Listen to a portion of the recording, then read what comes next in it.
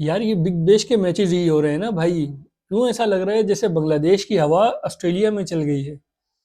मतलब कहाँ एक टाइम पे बिग बैश में मैचेस 200 रन्स पे हो रहे थे, शुरू के मैचेस 200 रन्स बन रहे हैं, चेस हो रहे हैं, 257 बने वो चेस हो रहे हैं। फिर उसके बाद स्कोर नीचे आया भी तो 180 तक आया, लेकिन अब पिछले 4 मैचों में से जो 3 मैच हुए हैं भाई, 118, 127 और फिर आज 128।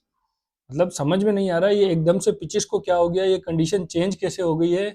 और ऐसा भी नहीं कि सिर्फ एक टीम फंस रही है, जो टीम चेस कर रही है उसको भी मुश्किलात हो रही हैं। कितनी मुश्किलों से कल भी चेस हुआ है, उससे पहले वाला जो सिडनी सिक्सर ने 114 का टारगेट चेस किया था, वो भी बड़ी मुश्किलों से चेस किया था, मतलब वो मैच भी हारे हुए थे।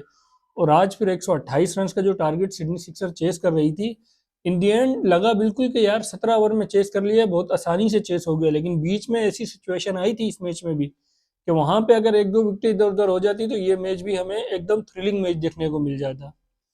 पता नहीं भाई ये बिग बैश वालों को एकदम से क्या हो गया है। खैर दोस्तों, आज मैच था मेलबर्न स्टार और सिडनी सिक्सर का। अब मेलबर्न की टीम, आपको याद होगा जब 4 मैच हुए, 4 मैच शुरू के 4 मैच मेलबर्न स्टार की टीम जीती थी, उसके बाद एक मैच हारी थी।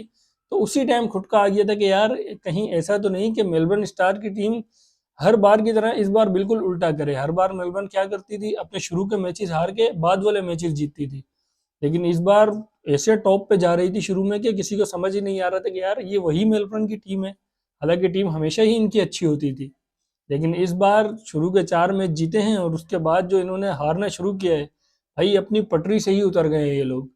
कहाँ नंबर 1 पे थे और अभी ये स्लिप होके तीसरे नंबर पे आ गए हैं, और अगर अपना एक आध मैच और हार गए, भाई इनके तो क्वालिफाई करने के लाले पड़ जाएंगे आगे। आज के मैच में भी यही हुआ, बैटिंग मेलबर्न स्टार की पूरी तरीके से फ्लॉप हुई है, कोई भी बैट्समैन इनका खास चल नहीं सका। हालांकि सेम हार्पर जो हैं जबरदस्त ओपनर हैं इनके, उन्होंने बड़ी लंबी लंबी इनिंगें खेली हैं मेलबर्न स्टार के लिए, लेकिन वो भी कुछ खास नहीं कर सके। और फिर जो सबसे ज़्यादा मेलबर्न स्टार को डिसअपॉइंट कर रहा है वो ग्लेन मैक्सवेल है। भाई मैक्सवेल ने अब तक इस बिग बैश में सिर्फ एक ही 39 रन की इनिंग खेली है, उसके अलावा एक दो मैचों में उसकी बैटिंग नहीं आई, बाकी 1 रन 2 रन 1 रन 2 रन इस तरीके से खेल रहा है। आज भी वो सिर्फ 1 रन बना के आउट हो गया। मतलब मेलबर्न के जो सीनियर बैट्समैन हैं वही अपनी टीम को लेट डाउन कर रहे हैं। 128 रन से ज़्यादा रन बनने चाहिए थे आज, क्योंकि मेलबर्न के एक टाइम पे तकरीबन 95 96 रन पे सिर्फ 3 ही खिलाड़ी आउट थे, और ओवर भी 13 ओवर हुए थे।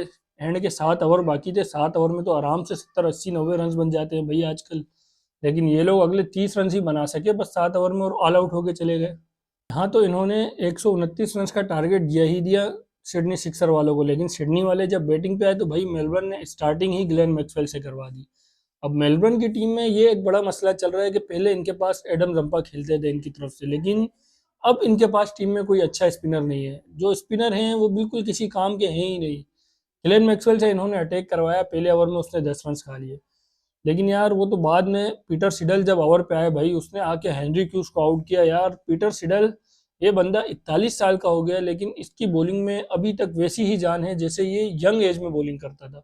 और ऐसा लग रहा है कि दिन ब दिन ये बंदा और इम्प्रूव होता जा रहा है अपनी बॉलिंग में। जिस तरीके से उसके पास स्पीड है, फिर उसकी लाइन और उसका जो बॉल अंदर आता है पड़ गया भाई, वो तो जब अपने वो पीक पे था ना टेस्ट करियर में, उसकी ये बॉल बहुत बैट्समैनों को परेशान करती थी, और आज हेनरी क्यूस को भी उसने इसी तरीके से आउट किया। भाई पीटर सिडल को देख के तो मेरा ये दिल चाह रहा होता है कि यार इसको बिग बैश के अलावा बंदा और लीग्स में भी देखे। दुनिया भर में लीग्स हो रही हैं, वहां भी ये खेलता हुआ नजर आए, और खास तौर पे पीएसएल में तो इस बार मैं पीटर सिडल को लाजमी देखना चाहूंगा। सिर्फ एज की वजह से नहीं कि यार वो 41 साल का हो गया इसलिए उसको ना लें पीएसएल में, भाई वो 41 साल का हो के भी आजकल के 28 28 30 30 साल के बॉलरों से बहुत अच्छी बॉलिंग कर रहा है। जिस तरह की लाइन है उसके पास, जिस तरह की स्पीड है। इस बारे में आप लोग क्या कहते हैं, क्या पीटर सिडल को पीएसएल में होना चाहिए या नहीं होना चाहिए? ये कमेंट करके मुझे ज़रूर बताएं। तो पीटर सिडल ने हेनरी क्यूस को तो आउट कर दिया, लेकिन उसके साथ आए हुए थे हमारे बाबर आजम। अब बाबर आजम का यार ये बिग बैश जा नहीं रहा अच्छा, जो सीधी सी बात है। 7 इनिंगों में सिर्फ उन्होंने 2 फिफ्टियाँ की, आज भी वो 17 बॉल पे 14 रन बना के आउट हो गए। हालांकि उनसे ऐसी उम्मीद नहीं थी। मोहम्मद रिजवान भी फेल हो रहे हैं इस बिग बैश में, लेकिन उनका पहले ही हम सबको अंदाजा था कि यार बिग बैश की जैसी कंडीशन है, ऑस्ट्रेलियन जो कंडीशन है वहाँ पे मोहम्मद रिजवान की जो टेक्निक है, जिस तरीके से वो खेलते हैं, उनके लंबे रन्स करना बहुत मुश्किल होगा। सेम वही काम उनके साथ हो भी रहा है, लेकिन बाबर आजम से ऐसी उम्मीद नहीं थी, क्योंकि भाई ये तो टेक्निकली भी बहुत अच्छा बैट्समैन है, बाउंस भी अच्छा खेल लेता है, लेकिन बस दो फिफ्टियों के अलावा, और वो फिफ्टियाँ भी कैसे की हम सबको पता है। मतलब बिल्कुल उस जितना फ्लो में बाबर आजम खेलते हैं, उस तरीके से भी वो फिफ्टियाँ नहीं हुई थी। भाई जल्द से जल्द अच्छा टाइम आ जाए, इनकी फॉर्म वापसी आ जाए, क्योंकि फिर आगे पाकिस्तान को भी मसला होगा। पाकिस्तान की ऑस्ट्रेलिया से सीरीज़ है, फिर उसके बाद वर्ल्ड कप है। वर्ल्ड कप में अगर बाबर आजम की इसी तरीके की फॉर्म रही तो भाई ये बहुत मुश्किलात हो जाएंगी पाकिस्तान के लिए। हम तो यही दुआ करते हैं ये जल्द से जल्द अपनी फॉर्म में वापसी आए। तो बाबर आजम 14 रन बना के आउट हो गए, लेकिन जॉश फिल्पी जो थे भाई, ये सिडनी सिक्सर का एक ऐसा बैट्समैन है जो सिडनी सिक्सर को बहुत काम के रन्स करके देते हैं और बहुत तेज़ भी खेल के देते हैं। उसने बहुत अच्छी बैटिंग की, फिर उसके बाद जो दूसरे बैट्समैन आए नीचे से, उन्होंने भी बहुत अच्छी बैटिंग की और 17 ओवर में ये टारगेट चेस कर लिया। अब बीच में अगर मेलबर्न स्टार के पास कोई अच्छा स्पिनर होता तो हो सकता है ये मैच थोड़ा बहुत फंस जाता, लेकिन उनके पास कोई अच्छा स्पिनर नहीं था, इसलिए ये मैच बिल्कुल आसानी से उनके हाथ से निकल गया। दूसरी तरफ अपने हैरी भाई ने एक आउट किया 3 ओवर में 22 रन देके, बहुत ज़्यादा इम्पैक्टफुल बॉलिंग वो भी नहीं कर सके आज। और आज का मैच सिडनी सिक्सर के लिए जीतना बहुत ज़्यादा ज़रूरी था भाई, क्योंकि इससे पहले वो 6 में से 3 मैच जीते हुए थे।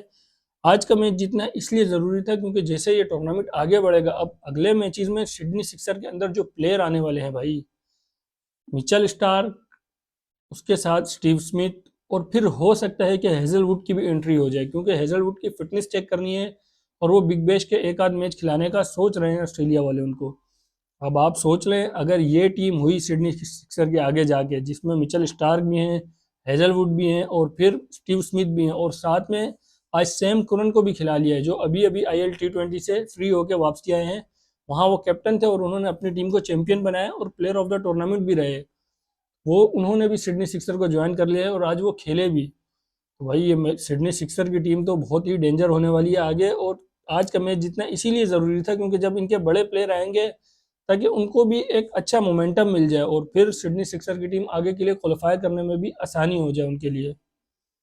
तो भाई ये तो आज का मैच हो गया। अब कल काफ़ी लोगों ने सिडनी सिक्सर सिर्फ इसलिए पिक की थी कि उसमें बाबर आजम थे, हालांकि मैं मेलबर्न स्टार के साथ गया था और भी कुछ लोग थे जो मेलबर्न स्टार के साथ गए थे, लेकिन जो लोग सिडनी सिक्सर को पिक करके बैठे थे उन्होंने वजह सिर्फ बॉब्जी द किंग के का ही बताया कि यार हम सिर्फ इसकी वजह से सिडनी सिक्सर को पिक कर रहे हैं।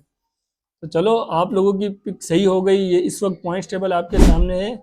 अब एक मज़े की बात आपको बताता हूँ। अब आप देखें, अब जो इसमें से टॉप से 80 या 100 पॉइंट्स पीछे हैं भाई, आप लोगों ने टेंशन तो लेनी ही नहीं है, क्योंकि कल के बाद जो अगले 2 दिन आने वाले हैं उसमें दो दो डबल हेडर हैं। अब वहाँ से ये पॉइंट्स टेबल बिल्कुल चेंज हो सकता है। तो बस आप लोग अपनी प्रोडिक्शन सही करें, थोड़ा और दिमाग लगाएं।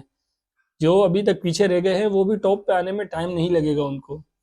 तो ये तो आज का मैच हो गया। अब हम कल के मैच की तरफ आते हैं। तो भाई कल मैच है Adelaide striker versus Hobart hurricanes. अब होबार्ट की टीम में तो कोई पाकिस्तानी नहीं है, अलबत्ता एडलेड की टीम में हसन अली है, लेकिन हसन अली कल का मैच नहीं खेलेंगे क्योंकि एडलेड की टीम ने आज ही अपने 13 मेंबर्स का स्क्वाड अनाउंस कर दिया है और उसमें हसन अली नहीं है। उनकी जगह तबरेज शमसी को इन लोगों ने स्क्वाड में शामिल किया है। अब रीज़न सही से सामने आया नहीं है कि क्या वजह है, हसन अली इंजर्ड है या उनको रेस्ट दे रहे हैं, वजह बताई नहीं गई है। सिर्फ 13 प्लेयर की अनाउंसमेंट की है जिसमें हसन अली का नाम नहीं आया। अब अगर मैं दोनों टीमों की पिक की बात करूं तो भाई होबार्ट की टीम इस वक्त अच्छी जा रही है, टॉप पे भी होबार्ट ही है, और एडलेड स्ट्राइकर की टीम तकरीबन पॉइंट्स टेबल पे 5वें या 6ठे नंबर पे है। और अगर मैं अपनी पिक की बात करूं तो यार, मैं कल एडलेड स्ट्राइकर के साथ जाने वाला हूँ। मेरी तरफ से कल एडलेड स्ट्राइकर है। आप लोग अपनी पिक मुझे कमेंट करके ज़रूर बताएं। बाकी वीडियो पसंद आई तो वीडियो को शेयर करें, लाइक करें और चैनल को ज़रूर सब्सक्राइब करें। Thank you.